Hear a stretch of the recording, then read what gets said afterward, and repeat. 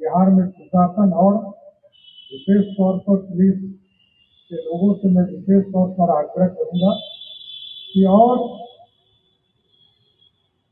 सख्ती के साथ हम कार्रवाई करें, प्रशासन स्थापित करें, न्याय दिलाने में त्वरित गति से आगे बढ़ने का काम करें।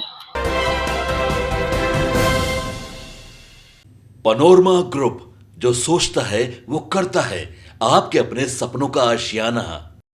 नमस्कार, सिटी पोस्ट लाइव देख रहे हैं आप और मैं हूं आपके साथ उत्तम झा। देखिए, आज पूरा देश गणतंत्र दिवस मना रहा है। ऐसे में बिहार के गृह मंत्री और उप मुख्यमंत्री सम्राट चौधरी ने बड़ी बात कही है।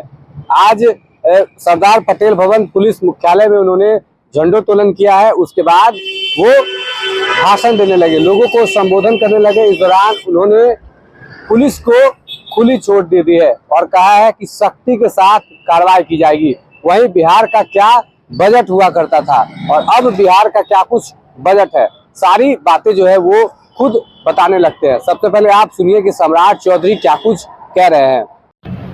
आदरणीय मुख्यमंत्री नीतीश कुमार जी के नेतृत्व में चल रहा है, इसलिए मैं विशेष तौर पर यही कहूंगा कि आज जिस तरह 2005 से लेकर 2025 तक जो न्याय के साथ विकास की कल्पना को सरजमीन पर लाने का काम सरकार ने किया, अब इसको और आगे बढ़ाने की जरूरत है। क्योंकि हमारे जो स्वतंत्रता सेनानियां थे, उन्होंने जो भारत के स्वर्णिम काल का सपना देखा है, उसमें हमारा एक बड़ा रोल है और आगे आने वाली पीढ़ियों को एक नया भारत मिल सके, नया बिहार मिल सके, इसकी भी कल्पना करनी है।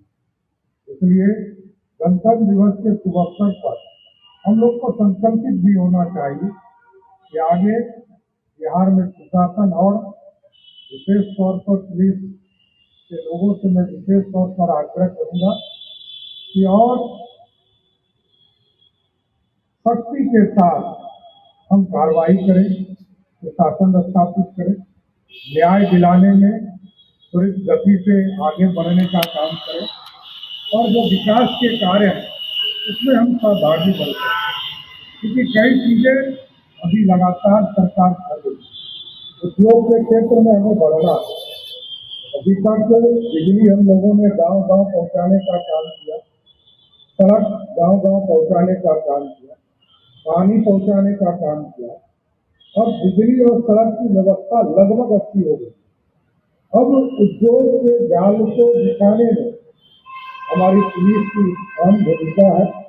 इसमें जरूर हम तमाम जो पुलिस पदाधिकारी पूरे प्रदेश में इस पर विशेष अभियान चलाकर तो हमारे यहाँ उद्योग लगाने वाले, क्योंकि ये बिहार जहाँ रेवेन्यू नहीं था, अब रेवेन्यू जनरेट भी करना पड़ेगा। क्योंकि ये हम लोगों ने वो बिहार भी देखा है जहाँ मात्र 6,000 करोड़ का बिहार का बजट होता था और उसमें से लगभग 87% जो रेवेन्यू आता था वो झारखंड प्रदेश से आता था, और वो भी रॉयल्टी के तौर पर। वो भी उस इलाके में रॉयल्टी के तौर पर हमको टाटा से, बोकारो से या माइन से आता था। और इसके बाद आज बिहार बदला है। आज बिहार की अर्थव्यवस्था बनी, लगभग 40,000 करोड़ रुपया जीएसटी के माध्यम से हमें आप प्राप्त होते हैं और लगभग 3,17,000 करोड़ का पिछले साल का बजट था और इस बार भी जो बजट आएगा उससे बढ़कर ही आगे। आपने सुना कि सम्राट चौधरी ने क्या कुछ कहा है। उन्होंने पुलिस को खुली छूट दी है और साथ ही कहा है कि सुशासन की जो व्यवस्था है उसको स्थापित करना है और सख्ती के साथ अब जो कार्रवाई है वो की जाएगी। धन्यवाद।